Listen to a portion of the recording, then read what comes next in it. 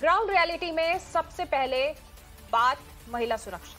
बेंगलुरु में एक चौंकाने वाला मामला सामने आया है। दरअसल बेंगलुरु के एक पुलिस स्टेशन में छेड़छाड़ का यह मामला सामने आया है। एक महिला ने दावा किया कि पुलिस स्टेशन में उनके साथ एक पुलिस वाले ने छेड़छाड़ की। शिकायतकर्ता का आरोप है कि थाना परिसर में सिपाही ने उनका हाथ पकड़ा और गलत तरीके से छुआ भी, और वो एक मामले को लेकर, डाइवोर्स को लेकर वहां पर गई थी और इस दौरान इस पुलिस अधिकारी ने उनके साथ छेड़छाड़ की। यह आरोप लगाया है महिला ने। वहीं मामले को लेकर डीसीपी ने उस एफआईआर के बजाय पुलिस अधिकारी के खिलाफ जांच करने के लिए कहा।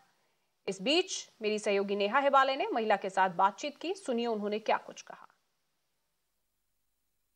You could just tell us what really happened, because it was quite an ordeal that you had to face at the police station. Yeah, so I went to the police station to give a statement for a divorce case, and the guy was being very friendly, and he started making it really uncomfortable. He started holding my hand, pressing it, and then while he had to leave, he grabbed me where he shouldn't, and I told my friends about it, and they asked me to publicly shame him. And I did, and the deputy commissioner found out, and he messaged me saying that he scheduled a meeting, and I was at the police station, and he said that I can. He gave me two options. One was to give an inquiry, so he will get terminated or suspended. The second option was to file an FIR, but then he did tell me that if I do file an FIR, there's no proper evidence, because they did go through the CCTV footages, and in the footage there's not much, because I was standing there. I was just standing there. That's all they could capture. So he said that if I did go, file an FIR, there would, the court proceedings are really long and all that, so it might not really work, and he will just get bail and he'll be sitting at home. So he said that the second option is not really great, so I just gave them the inquiry thing to happen. Yeah. Okay.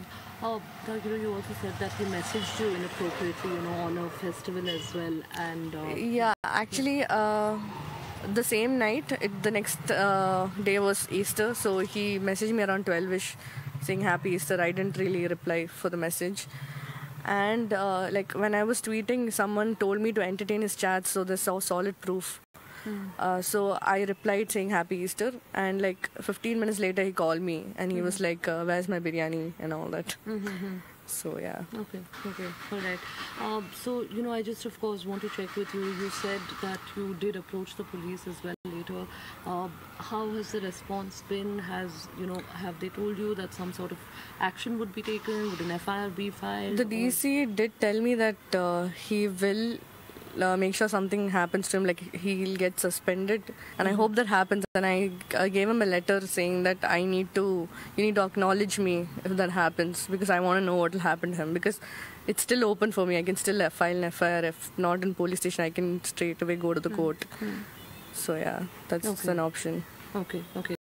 One thing that we've seen in cases like these, and it's really quite unfortunate that the system still hasn't changed, is that in cases like these, most times than not, there is some sort of immediate action which is taken. The officers are probably suspended, and a couple of months later down the line they're probably transferred, or they're brought back into the force in a different capacity. So I want to ask you, are you hopeful with the kind of assurances that you've been given that justice would be served to you? After listening to a lot of stories, after I posted, a lot of women approached me, and listening to their stories, I don't really have any hope.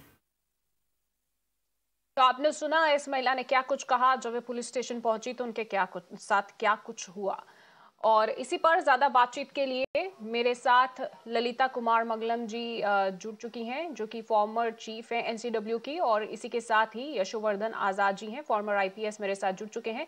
बहुत बहुत स्वागत है आप दोनों का mirror now पर। सबसे पहले यशोवर्धन आजाद जी, मैं आपके पास आना चाहूंगी। आपसे ये समझना चाहूंगी कि जिस तरीके से ये महिला वहां पर पहुंची शिकायत दर्ज करवाने के लिए, क्योंकि हम पुलिस स्टेशन पहुंचते हैं जहां से सुरक्षा की उम्मीद की जाती है, जस्टिस की भी उम्मीद की जाती है कि इस मामले में कार्रवाई होगी, लेकिन वहीं पर जब पुलिस अधिकारी इस तरीके से खुद ही छेड़छाड़ करने लगे, आरोपी हो जाए इस मामले में, तो इस महिला के पास क्या ऑप्शन है, और अभी तक पुलिस अधिकारी के खिलाफ क्या कार्रवाई होनी चाहिए थी जो अभी तक हुई ही नहीं है?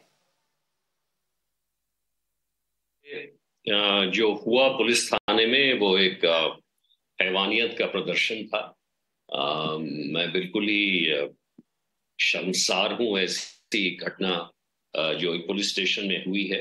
लेकिन मैं समझता हूं कि जो डीसीपी ने, जो एक महिला प्रतीत होती हैं, क्योंकि शी का वर्ड इस्तेमाल किया गया था, उन्होंने सही ऑप्शन उन्हें दिया कि आप हमें एक रिटन कंप्लेंट दीजिए और कंप्लेंट पे हम इनके खिलाफ डिपार्टमेंटल इंक्वायरी करेंगे, क्योंकि ये इंक्वायरी जल्दी होगी और मेरे ख्याल से उन्हें तत्काल सस्पेंड किया जाना चाहिए। मैं आशा करता हूं कि सस्पेंशन का ऑर्डर तत्काल ही निकलना चाहिए और इस व्यक्ति को बिल्कुल बिल्कुल निकाल देना चाहिए इस सर्विस से। और अगर एक्शन नहीं हो रहा है 1-2 दिन में, वाकई वो एफआईआर फाइल कर सकती हैं, मॉलेस्टेशन का रिपोर्ट कर सकती हैं, जो कि बिल्कुल ही उचित कार्रवाई होगी। ठीक है सर, मैं आपके पास लौट कर आऊंगी, लेकिन इससे पहले मैं बात करना चाहूंगी ललिता कुमार मंगलम जी से। ललिता जी, इस तरीके के जब मामले सामने आते हैं तो ऐसे में एक बार फिर से सवाल खड़ा हो जाता है महिला सुरक्षा पर, लेकिन जहां से सुरक्षा की ही उम्मीद की जाती है वहीं पर इस तरीके की घटनाएं जब सामने आती हैं तो महिलाएं कहां सुरक्षित रह जाती हैं? ऐसे में कहां जाएंगी महिलाएं? देखिए, दुख की बात यह है कि 2 जगह जहां महिला सुरक्षा की अपेक्षा करती हैं, घर में और पुलिस स्टेशन में, दोनों जगहों में महिलाओं की मतलब महिला के ऊपर ऐसे हिंसा की हम कहानियां सुनते हैं जो ना सिर्फ बहुत डराती है सबको, पर ऑल्सो महिला की उम्मीद टूट ही जाती है इन केसेस में। एक चीज पर मैं अग्री करती हूँ हमारे को पैनलिस्ट से कि जो महिला सीनियर पुलिस ऑफिसर ने एडवाइस दिया वो बिल्कुल ठीक है, बट अगर 2-3 दिन में कोई मतलब जो टेंजिबल मतलब जो एक्शन दिख रहा है वो नहीं लेते हैं उस इंस्पेक्टर के ऊपर, उनको सस्पेंड नहीं करते हैं, उनके ऊपर कार्रवाई शुरू नहीं करते हैं, देन ये जिस विक्टिम की बात कर रहे हैं उनको जरूर एफआईआर फाइल करना चाहिए।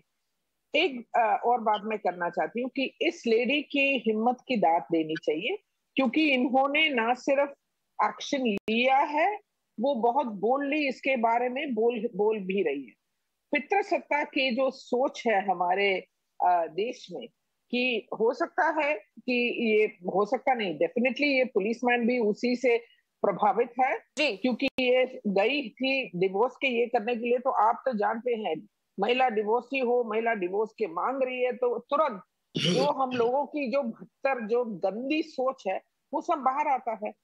मैं ये भी सोचती हूँ कि पुलिस ऑफिसर्स को जेंडर ट्रेनिंग की बहुत ही ज्यादा जरूरत है, बहुत ज्यादा, चाहे वो महिला हो या पुरुष हो, जेंडर सेंसिटाइजेशन और जेंडर ट्रेनिंग, उनको डूज एंड डोंट्स बताना चाहिए कि ये रूल्स हैं, इन रूल्स में आप अगर महिला कंप्लेंट करने आती है उनको रिस्पेक्ट से, उनको आदर से, उनको ये से ट्रीट करना चाहिए, ये नहीं कि अपनी पर्सनल जो सोच है उसे भावी होने दे। ये जो पर्टिकुलर इंस्पेक्टर है उन पर इमीडिएट एक्शन लेना चाहिए। मैं सर आपके पास आना चाहूंगी। यशोवर्धन जी, जिस तरीके से ललिता जी कह रही हैं कि ट्रेनिंग देनी चाहिए, जाहिर सी बात है कि कोई भी पुलिस अधिकारी हो या आर्मी ऑफिसर हो उनके लिए खास तरीके की ट्रेनिंग होती है, लेकिन महिलाओं से डील करने के लिए भी क्या एक खास ट्रेनिंग अब होनी चाहिए? और आप जिस तरीके से कह रहे हैं कि एफआईआर से बेटर है कि इंक्वायरी हो गई, ये आप ऐसा क्यों कह रहे हैं कि उनके लिए ये अच्छा ऑप्शन था?